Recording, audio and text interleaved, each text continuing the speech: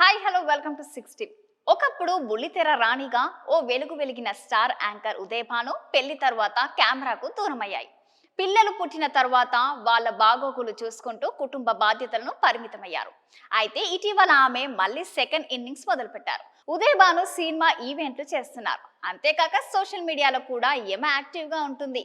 ఒకప్పటి ఈ star anchor వీటితో పాటుగా యూట్యూబ్ లో వంటల వీడియోలు చేస్తుంది. ఉదయభాను పాకశాస్త్రి ప్రవీణాన్యకి ఆమె వంటల వీడియోలకు చాలా ఫాలోయింగ్ ఉంది. ఆమె పెట్టే వీడియోలకు యూట్యూబ్ లో మిలియన్ల కొద్దీ వ్యూస్ వస్తున్నాయి. ఇదిలా ఉంటే ఇటీవల ఉదయభాను యూట్యూబ్ లో అప్లోడ్ చేసిన ఒక వంటకానికి సంబంధించిన వీడియోలో ఆమె చేసిన వ్యాఖ్యలు ఇప్పుడు ట్రోలర్స్ కి మంచి అవకాశం ఇచ్చినట్లయింది. కొన్ని రోజుల క్రితం గోంగూర పప్పు అనే వంటకం తయారీ విధానాన్ని వివరిస్తూ ఉదయభాను ఒక వీడియో చేసింది. వ్యూవర్స్ ని ఆకట్టుకునేలా తన పిల్లల కోసం తాను చేసే కమ్మటి గోంగూర పప్పు అని దానికి టైటిల్ పెట్టారు. ఈ వీడియోను ఇప్పటికే 1.7 మిలియన్ల మించి వ్యూవర్స్ చూశారు. 22,000 లైకులు, 1000కి పైగా కామెంట్లు వచ్చాయి. యూట్యూబ్ లో కామెంట్లన్నీ చాలా పాజిటివ్ గా ఉన్నాయి. ఉదయభాను అమ్మతనానికి కొనియాడుతూ చాలా మంది కామెంట్లు పెట్టారు. అయితే ఇక్కడే ఉదయభాను ఆకుకూరలో కాలేసింది.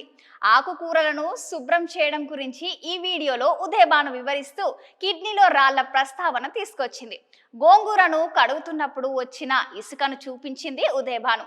ఆకుకూరలను 2-3 సార్లు శుభ్రంగా నీళ్లతో కడగాలని చెప్పింది. అయితే పాలకూర వల్ల కిడ్నీలో రాళ్లు వస్తాయని చాలా మంది అంటూ ఉంటారని, దానికి గల కారణం ఇసుకని ఉదయభాను అనడం ఇప్పుడు సోషల్ మీడియాలో వైరల్ అవుతుంది.